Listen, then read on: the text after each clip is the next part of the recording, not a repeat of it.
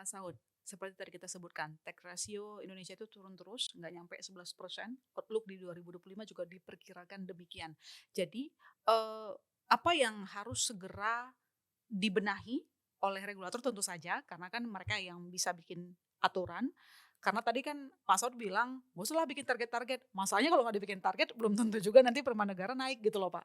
Iya, saya kembali lagi katakan bahwa risiko sistem target ini lebih besar. Sejarah menunjukkan sistem target ini risikonya menjadi lebih besar. Tadi kan sudah hampir beberapa poin yang disampaikan oleh Pak Pri tadi itu kelihatan tuh semuanya di balik itu semua sistem target. Nah, bukan kita kemudian tidak bisa membayangkan kita harus ke depan kita itu harus berapa persen daripada PDB atau APBN kita harus kita kita apa namanya kita ambil gitu. Cuman yang jadi menarik adalah memang kan kalau pajak ini tidak hanya juga persoalan-persoalan di soal penagihannya. Di bisnisnya sendiri kan terjadi. Apapun bisnisnya, bisnis konstruksi kayak bisnis jual beli kayak yang menunjukkan produk domestik bruto kita yang jadi masalah kan produknya domestik ini kan sebenarnya naik itu harus diimbangin dengan pajaknya kan. By definition kan kayak gitu. Ini kan enggak ya, ini kita makin gede nih. Apa namanya, dulu kita nggak punya nikel ya Pak ya.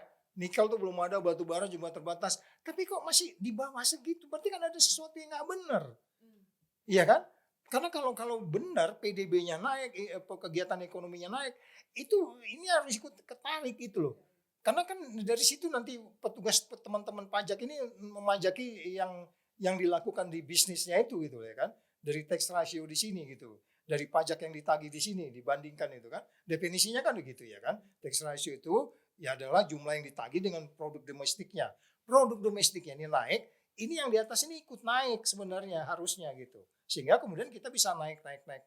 Nah sekarang pertanyaannya, Vietnam bisa sampai kenapa bisa sampai 18%? Ya jauh banget. Karena memang banyak industri di sana berkembang, bahkan beberapa pindah dari Indonesia, ininya ikut naik gitu.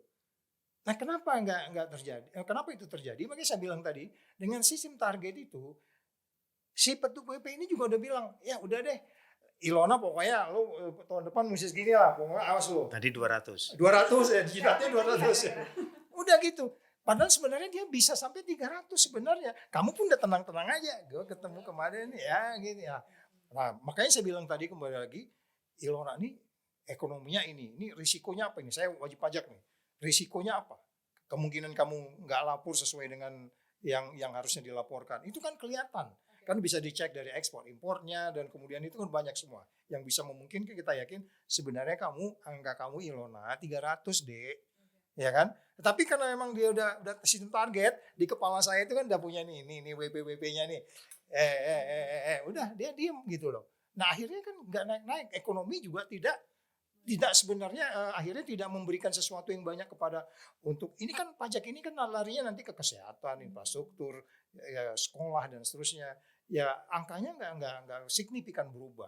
Jadi sekali lagi bukan maksudnya kita ini mengatakan kan ini kan korupsi ini kan risiko. Risiko dengan sistem target itu lebih besar daripada risiko yang dilakukan. Tadi kan Ilona bicara OECD. Kenapa sampai sekarang kita kayaknya OECD melihat kita itu cuma mata sebelah aja? Karena memang ada banyak hal-hal yang nggak mungkin kita lakukan, harus kita robah strateginya gitu loh. Pak Pri, pertanyaan terakhir terkait dengan kasus yang baru ini, ternyata kan dari KPK sendiri itu melakukan pemeriksaan pajak ke kantor pusat DJP, penggeledahan. Kasusnya ada di Jakut, pelakunya tapi ternyata digeledah juga sampai ke pusat.